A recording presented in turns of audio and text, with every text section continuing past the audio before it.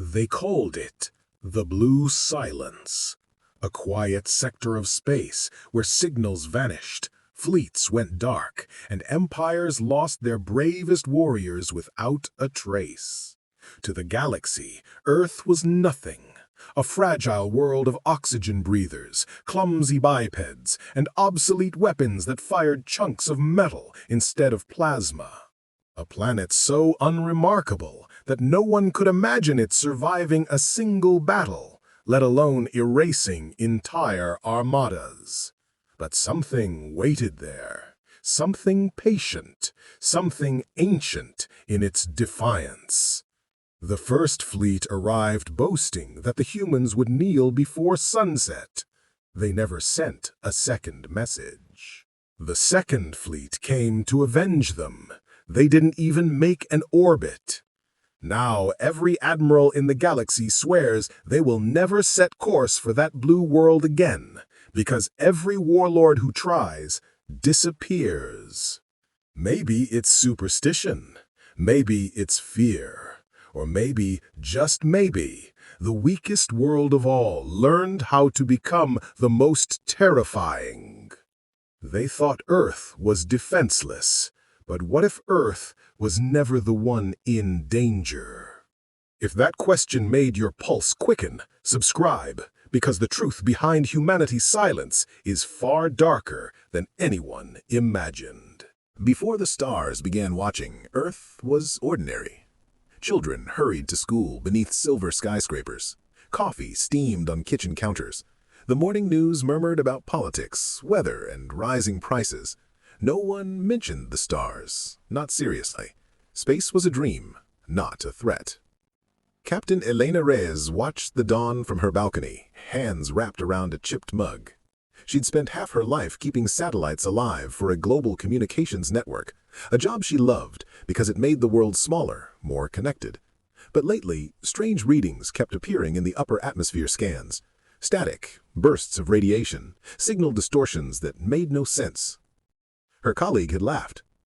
Probably just solar flares again. Elena had laughed too, but not easily.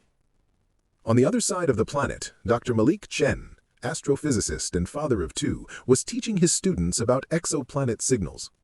"If we ever detect something truly artificial," he said with a grin, "we'll probably mistake it for noise." When the lights flickered, he paused mid-sentence. For an instant, every sensor on the network went dark, as if the sky itself had blinked.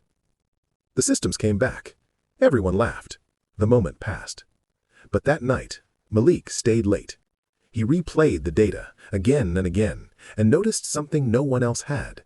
The interference wasn't random. It pulsed in a pattern, like a heartbeat. In orbit, a crew aboard the ISS Phoenix reported an object moving just beyond sensor range. No reflection, no heat, no IFF beacon. "It's probably debris," Mission Control said. But it wasn't debris that moved against orbital drift. By morning, the world forgot again. Humanity always did. They argued, invented, loved, and built. A fragile species wrapped in routine, fragile but alive. Captain Reyes walked through the crowded streets that evening, watching lights flicker on in apartment windows. Families laughed, music echoed from cars. Humanity, billions of small lives moving forward, blind to the eyes staring down from the void. If anyone had known what was really waiting above, they would have looked up sooner. Because just beyond the moon's shadow, something vast was stirring, metallic, silent, watching. And in every government facility, every observatory, every radar station, the same unreadable message repeated through the static. In decryptable tone, signal lost, source unidentified, origin approaching Earth. For humanity, tomorrow would look the same, until the sky changed forever. If you can feel the calm before the storm, hit like and stay with us, because the moment humanity looks up, everything changes. The first strike was polite, A precision whisper through the ionosphere that killed 5 satellites and left a 40-second smear of static across 3 continents.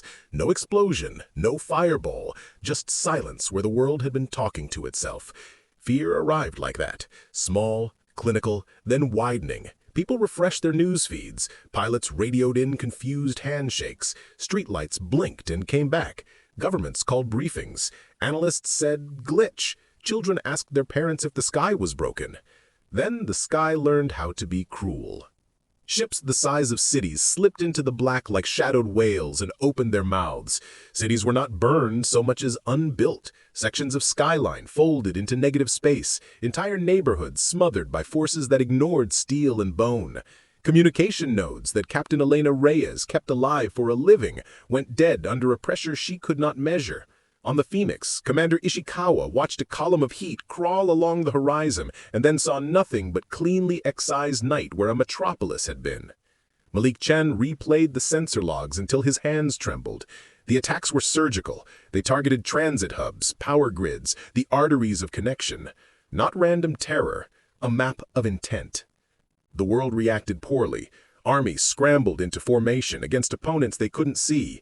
Fighter jets reached the edge of known physics and were shredded like paper against a blade that didn't obey any ordinance in human manuals.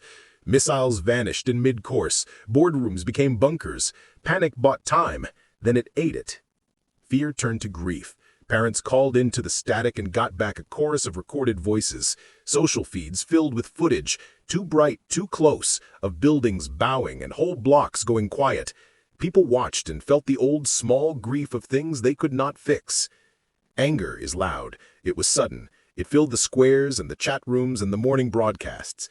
How dare they became an anthem. City councils that had debated zoning now declared themselves war councils overnight. Volunteers who had delivered food now bolted steel plates to delivery trucks and learned the names of calibers. The language of life, grocery lists, birthdays, tax forms, hardened into a language of resistance. Ration lines, field hospitals, mesh networks. Captain Elena did not wear a uniform. She worked in a lab with coffee and stubbornness, but when the lights in her city dimmed, she cut through the bureaucracy like a blade.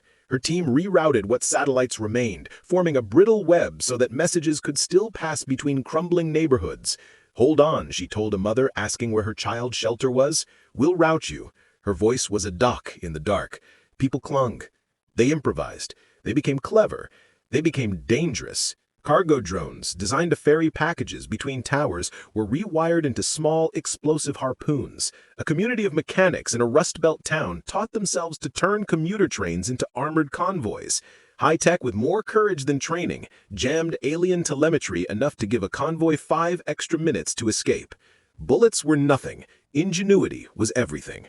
A kid in Lagos welded a signal reflector from a satellite dish and by accident and furious luck turned a hunter-killer drone into a falling harmless comet. Humanity lost so much. Whole cities became catalog entries, coordinates, populations, timestamps. Military beacons, bright, arrogant, were snuffed. The first great fleet sent to strike the invaders in orbit returned with a single fragmented transmission. We were inside, and then the feed was gone. The blue planet that had been a curiosity became a ledger of wounds. Still, they refused to kneel. Rage sharpened into focus. Where weapons failed, tactics took root. Communities learned the ancient, ugly art of guerrilla resistance in nights that felt like centuries. Elder mechanics taught teenagers to read exhaust patterns and to hide in ruins the way rivers cut canyons. Entire neighborhoods rehearsed the choreography of ambushes around playgrounds and underground stations. They took their sports, their festivals, their games, and inverted them. Sports drills became tactical training. Festivals became cover for supply runs. Combat became an odd, grim extension of play. Malik found patterns in the wreckage that others missed. Signatures repeated, not of missiles, but of logic. The invaders adapted too fast, as if they expected identical behavior and kept being surprised by variations. That surprise left traces. Humans began to capture things, not whole fleets, but fragments, a sensor pod, a field emitter, small trophies that tasted like hope. When they captured a fragment, they did not hand it to one general, they handed it to 1,000,000 hands. The network of citizens, scientists, and mechanics that had kept a city alive for a week became a 1,000-brain hive of problem solvers. Sunday markets became reverse engineering symposiums. A barber and a postdoc would argue about field harmonics and then go build a jammer out of scavenged radio parts and holiday lights. Anger curdled into defiance. Defiance hardened into strategy. People who had never fired a rifle learned to move like ghosts. Parents became lieutenants because they had to bring their kids home. Teachers rerouted math lessons to ballistics and logistics. Hope, thin as it was, acquired teeth. And just as small victories began to stitch themselves into a fragile net, a downed drone here, a convoy that slipped away there, the invaders escalated. Not with new weapons, but with an old clinical cruelty. They stopped taking the corpses of soldiers. Instead, they took the touchstones of culture, libraries, orchards, hospitals. Why? The recordings Malik intercepted didn't explain. They showed pattern, rhythm, intent. They did not reveal motive.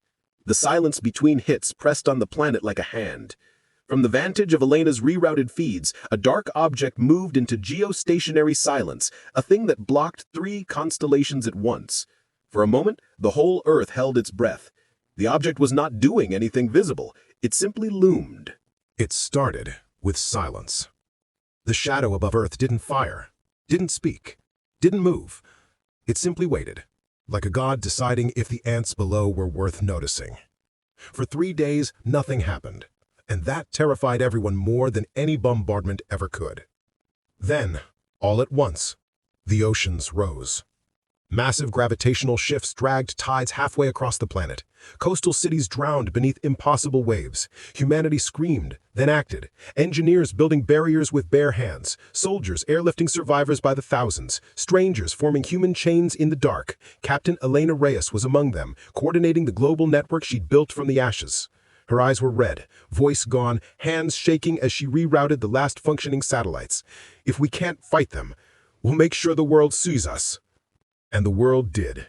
Every phone, every cracked screen, every last signal pulsed to life, united into one flickering heartbeat of light across the darkened continents. Humanity wasn't surrendering. It was standing.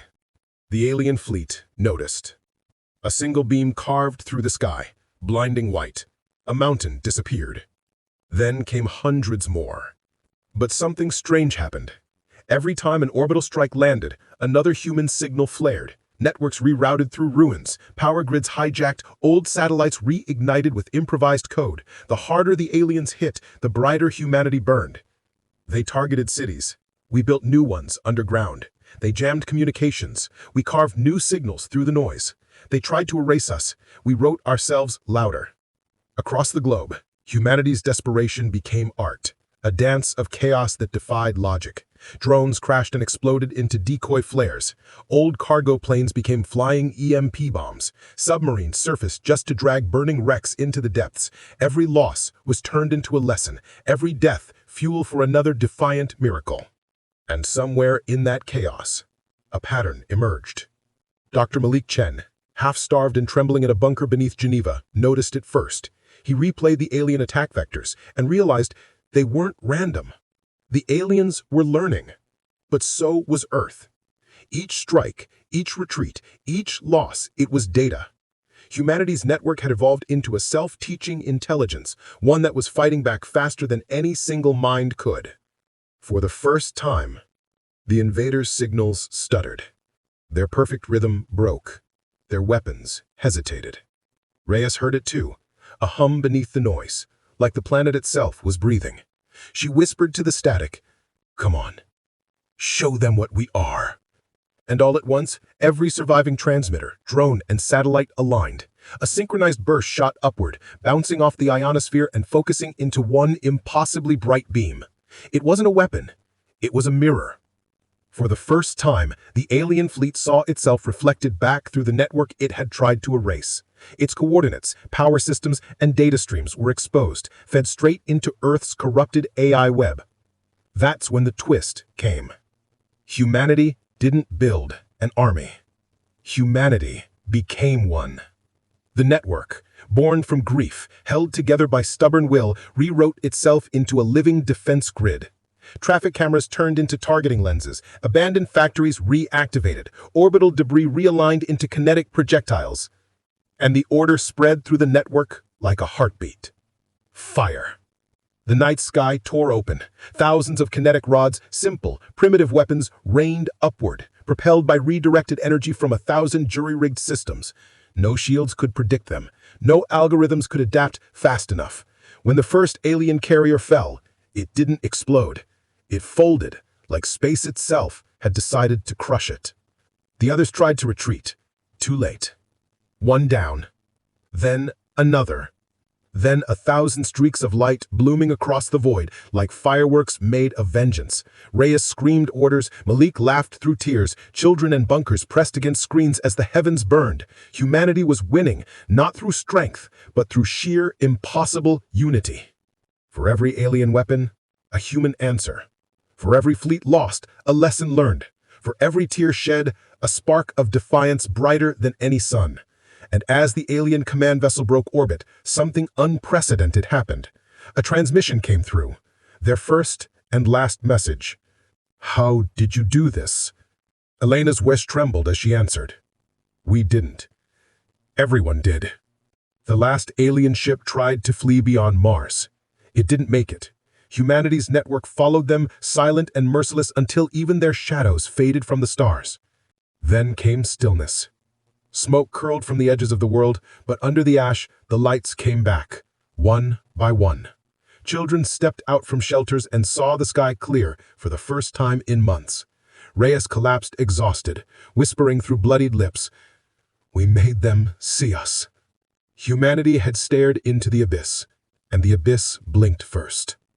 But in the silence that followed victory, Malik Chen stared at his screens, unease creeping back. The network, the living system that had defended Earth, was still active. It was learning, evolving, waiting. He turned to Reyes. "Do you think it knows what it did?" She looked up at the night sky, where burning fragments of the alien fleet drifted like dying stars. "Maybe it does. Or maybe it's just human enough to remember." And as the camera pulls back from a scarred, glowing Earth, alive but changed, the last signal pulses through the void. Transmission from Earth. "We are still here." They thought Earth was defenseless, but it was never alone. If this stand gave you chills, hit like and subscribe, because humanity's story isn't over. The galaxy just learned what happens when you corner a species that refuses to die. The war was over, but victory had no anthem. Smoke still drifted across oceans. Cities glowed faintly where power grids had been patched together by stubborn hands. Half the satellites that once connected humanity now floated as debris, silent monuments orbiting a planet that had nearly burned itself alive to survive. Captain Elena Reyes stood on what was left of mission control. Her uniform torn, her voice hoarse from weeks of commands shouted into static. Around her, screens flickered weakly, not showing destruction now, but life. People rebuilding, strangers helping strangers, small acts of creation where annihilation had been. Children were drawing again.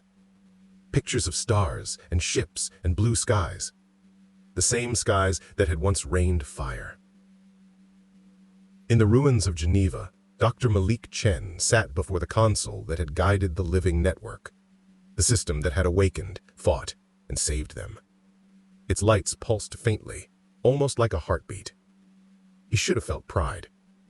Instead, he felt something heavier. "What happens when it learns there are no enemies left?" he whispered. Elena didn't answer. No one knew. The network was sleeping. For now.